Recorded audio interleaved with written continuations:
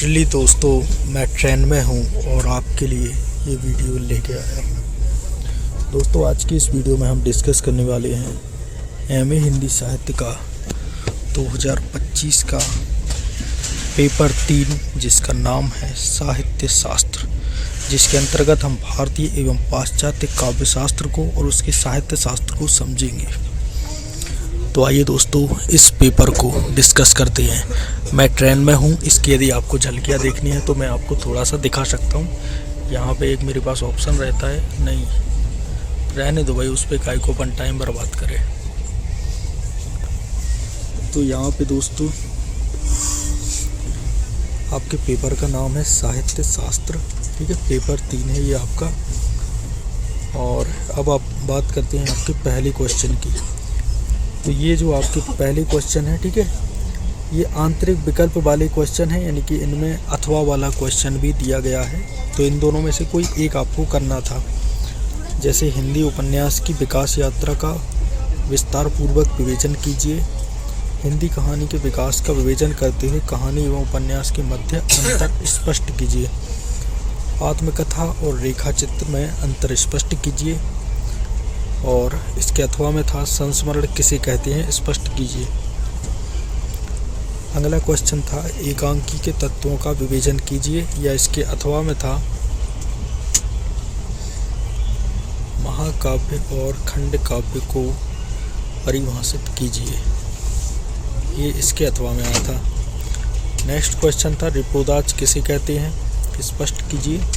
अथवा में था किन्हीं 4 नाटकों के नाम लिखिए। दूसरे में, अब ये दूसरा अलग चीज़ है, ठीक है। इसमें भी कई क्वेश्चन थे, ठीक है, का खा गा घा ऐसे क्वेश्चन थे। कौन कौन से क्वेश्चन आए थे उनको डिस्कस करते हैं। पहला था भारतीय काव्य शास्त्र में रस निष्पत्ति से संबद्ध विभिन्न विचारधाराओं को का विस्तृत विवेचन प्रस्तुत कीजिए, या इसके अथवा में था वक्रोक्ति सिद्धांत के विकास की रूपरेखा प्रस्तुत करते हुए उसका मूल्यांकन कीजिए। खा क्वेश्चन था काव्य में अलंकारों का जो स्थान है और उनका जो महत्व है अलंकारों का, उसका निर्धारण कीजिए।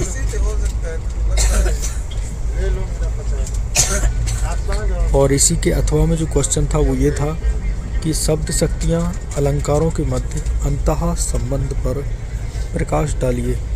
नेक्स्ट क्वेश्चन जो आया था वो था शंकु के अनुमितिवाद सिद्धांत की संक्षिप्त व्याख्या कीजिए।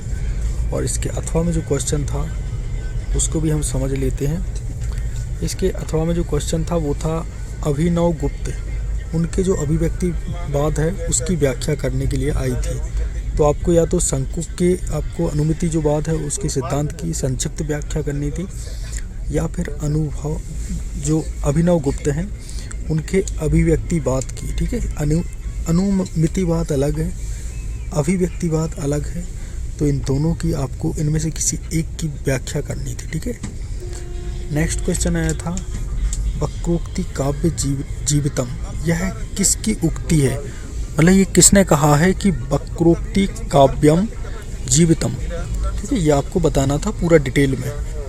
और इसके अथवा में जो क्वेश्चन था वो आया था विवानुभाव व्यभिचारी संयोगात रस निष्पत्तियाः किसकी उचित मतलब उक्ति है, ये किसने कहा है। या इसके अथवा में था अरस्तु के अनुसार त्रासदी को, मतलब जो त्रासदी है उसको परिभाषित करते हुए उसके तत्वों का निरूपण कीजिए। खा क्वेश्चन था कोचे के अभिव्यंजनावाद पर संक्षिप्त टिप्पणी लिखिए। आपको कोचे के जो अभिव्यंजनावाद का जो सिद्धांत है उस पर संक्षिप्त टिप्पणी लिखनी थी। और इसके अथवा में आया था अस्तित्ववाद को परिभाषित कीजिए। आखिर ये अस्तित्ववाद होता क्या है। नेक्स्ट क्वेश्चन था लॉन्जाइनस, ठीक है, लॉन्जाइनस के उदांत सिद्धांत की अवधारणा समझाइए। या इसके अथवा में था फ्राइड के मनोविज्ञान मनोविश्लेषणवाद, इससे क्या आप क्या समझते हैं, स्पष्ट कीजिए। और इसके साथ ही जो नेक्स्ट क्वेश्चन आया था वो था पोएटिक्स किसकी कृति है, इसकी व्याख्या कीजिए। और इसके अथवा में जो क्वेश्चन था वो था दास्ता मृत्यु से भी भयावह है, यानी कि जो दास बने रहते हैं ना वो मृत्यु से भी भयावह है, ये कथन किसका था? नेक्स्ट क्वेश्चन था वो ये आया था, आचार्य हजारी प्रसाद द्विवेदी की ऐतिहासिक आलोचना पद्धति का विस्तार पूर्वक वर्णन कीजिए। और इसके जो अथवा में क्वेश्चन था, यहाँ पे देखिए ना, इसके अथवा में जो क्वेश्चन था वो था डॉक्टर नगेंद्र की व्यवहारिक समीक्षा की विशेषताओं का वर्णन कीजिए। इसके बाद दोस्तों खा नंबर का जो क्वेश्चन यहाँ पे देखना, आचार्य रामचंद्र शुक्ल काव्य की प्रकृति का विवेचन ना करके काव्य के प्रयोजन का विवेचन करते हैं, सिद्ध कीजिए। और इसके अथवा में जो क्वेश्चन था वो ये था, राम स्वरूप चतुर्वेदी की आलोचना, जो उनकी आलोचनात्मक दृष्टि है उसको समझाइए। अगला क्वेश्चन था, आचार्य नंद दुलारे वाजपेयी की समीक्षा पद्धति की विशेषताओं पर संक्षिप्त टिप्पणी लिखिए। और इसके जो अथवा में जो क्वेश्चन आया था वो था, डॉक्टर रामविलास शर्मा की जो आलोचना है उनकी विशेषताओं को स्पष्ट तरीके से बताइए और उन्हें समझाइए। ठीक है, स्पष्ट तरीके से उनका स्पष्टीकरण दीजिए। बाकी दोस्तों इसके बाद कुछ और क्वेश्चन हैं। नेक्स्ट क्वेश्चन था, डॉक्टर नगेंद्र की 2 प्रमुख आलोचनात्मक जो पुस्तकें हैं उनके नाम लिखने हैं और उनका हमें विवरण भी देना था। देन इसके अथवा में जो क्वेश्चन आया था वो था, मानक मूल्य और साहित्य, ये किसकी रचना है? जो मानक मूल्य है, मानक मतलब कोई मानक मूल्य, जीवन के मानक मूल्य हैं, और साहित्य ये किसकी रचना है, इसको तो बताना था। ठीक है, और साथ ही इस विषय पर हमें टिप्पणी भी लिखनी थी। नेक्स्ट क्वेश्चन आया था, हिंदी आलोचना के उद्भव और विकास का वर्णन कीजिए। अथवा में था, पाठ आलोचन के सिद्धांतों पर प्रकाश डालिए। नेक्स्ट क्वेश्चन था, जो तुलनात्मक आलोचना है उस पर संक्षिप्त टिप्पणी लिखिए।